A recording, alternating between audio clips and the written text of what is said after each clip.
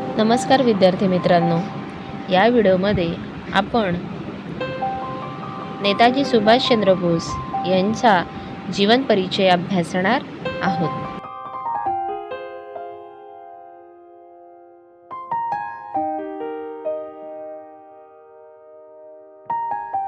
तुम मुझे खून दो मैं तुम्हें आझादी दूंगा असे म्हणणारे सुभाषचंद्र बोस यांची भारताच्या स्वातंत्र्य लढ्यात अत्यंत महत्त्वाची भूमिका आहे.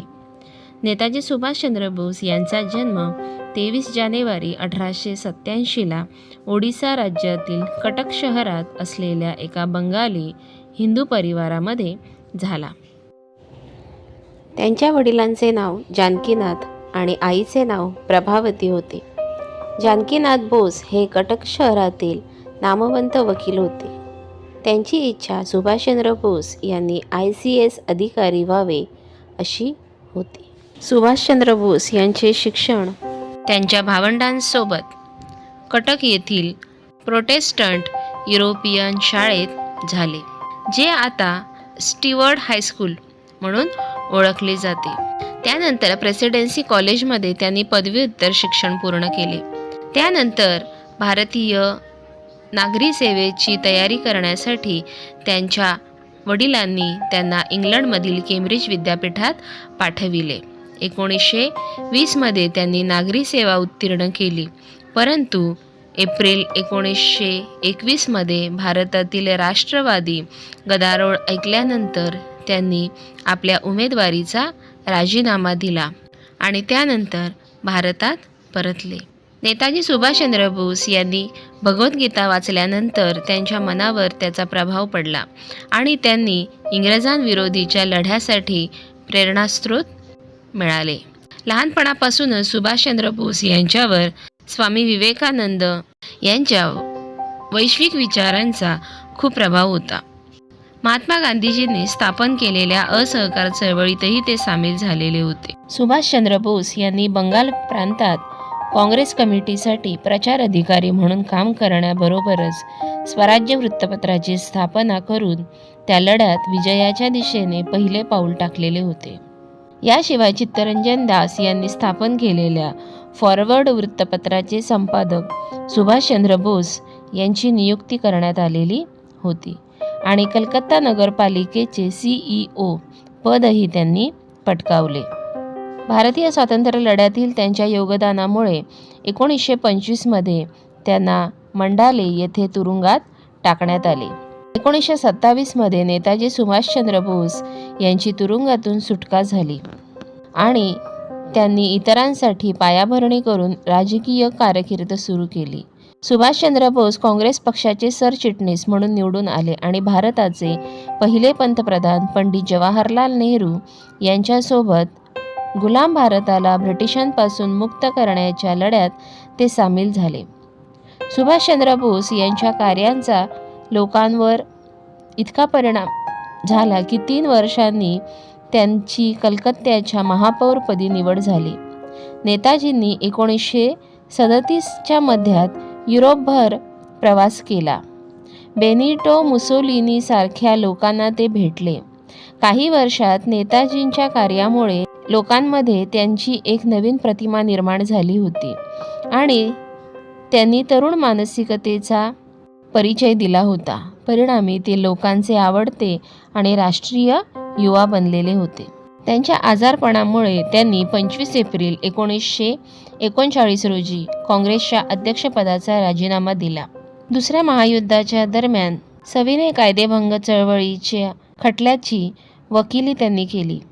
त्यांच्या ह्या निर्णयामुळे त्यांना 7 दिवसांचा तुरुंगवास आणि 40 दिवसांची नजरकैद अशी शिक्षा ठोठावण्यात आली. त्यांच्या नजरकैदेत 41व्या दिवशी मौलवींच्या वेशात त्यांनी घर सोडले आणि ते इटालियन पासपोर्टधारक ऑलर्डो माझोटा या नावाने अफगाणिस्तान, सोव्हिएत युनियन, मॉस्को आणि रोममधून जर्मनीला गेले. सुभाषचंद्र बोस यांनी ब्रिटिश साम्राज्याविरोधीच्या लढाईत जर्मनी आणि जपानची मदत घेण्यासाठी शत्रूचा शत्रू हा मित्र असे तत्त्व वापरले. सुभाषचंद्र बोस नंतर जुलै 1943मध्ये जर्मनीहून सिंगापूर येथे स्थलांतरित झाले आणि भारतीय राष्ट्रीय सैन्याच्या निर्मितीची आशा पुन्हा जागृत झाली. रासबिहारी बोस यांनी नंतर सुभाषचंद्र बोस यांना संघटनेचे पूर्ण नियंत्रण दिले. नेताजींनी केवळ सैन्याची पुनर्रचना केली नाही, तर आग्नेय आशियाई डायस्पोरांचेही लक्ष वेधून घेतले. लोक त्याच वेळेस सैन्यात भरती होण्याव्यतिरिक्त आर्थिक मदत देऊ लागलेले होते. त्यानंतर आझाद हिंद फौजेने एक स्वतंत्र महिला युनिट स्थापन केली आणि जे आशियातील पहिले युनिट होते. आझाद हिंद सेनेची झपाट्याने वाढ होऊ लागलेली होती. 9 अक्ष राज्यांची त्यांना मंजुरी दिली आणि त्यांच्याकडे स्वतःचे मुद्रांक, चलन, न्यायालये आणि नागरी संहिता देखील होती. सुभाषचंद्र बोस यांनी 1937मध्ये ऑस्ट्रेलियन पशुवैद्यकांची मुलगी एमिली शेकेलशी विवाह केला. दोघांचे लग्न हिंदू परंपरेनुसार झालेले होते आणि बऱ्याच काळानंतर त्यांना अनिता बोस फाक नावाची मुलगी झाली. 18 ऑगस्ट 1945 रोजी रशियाला जात असताना त्यांचे विमान कोसळले आणि त्यांचा मृत्यू झाला. या वृत्तानंतर मित्सुबिशी की 21 बॉम्बर ज्यावर ते उड्डाण करत होते ते तैवानमध्ये इंजिनच्या समस्येमुळे क्रॅश झाले. त्यांना उपचारासाठी रुग्णालयात दाखल करण्यात आलेले होते, परंतु सुभाषचंद्र बोस या अपघातातून वाचले नाहीत. सुभाषचंद्र बोस हे भारताचे महान स्वातंत्र्यसेनानी होते. आझाद हिंद सैन्याचे सरसेनापती म्हणून ते ओळखले जात होते. स्वातंत्र्य लढ्यातील त्यांच्या निर्भीड आणि प्रेरणादायी योगदानाच्या स्मरणार्थ 23 जानेवारी हा जन्मदिवस देशभर पराक्रम दिवस म्हणून साजरा केला जातो. नेताजींच्या कार्याचा आणि स्वातंत्र्यासाठी केलेल्या प्रयत्नांचा गौरव करणारे विविध सांस्कृतिक कार्यक्रम या दिवशी आयोजित केले जातात. भारताचा सर्वोच्च नागरी पुरस्कार भारतरत्न नेताजी सुभाषचंद्र बोस यांना मरणोत्तर बहाल करण्यात आलेला आहे. पश्चिम बंगाल विधानसभेसमोर नेताजी सुभाषचंद्र बोस यांचा पुतळा उभारण्यात आलेला असून भारतीय संसदेच्या भिंतींवरही त्यांचे चित्र दिसून येते. अशा प्रकारे चलो दिल्ली, जय हिंद असे नारा देणारे सुभाषचंद्र बोस यांची माहिती आपण या व्हिडिओमध्ये पाहिली. असेच अभ्यासपूर्ण नवनवीन व्हिडिओ पाहण्यासाठी व्हिडिओला लाईक करा आणि चॅनलला सबस्क्राईब करा. थँक्यू.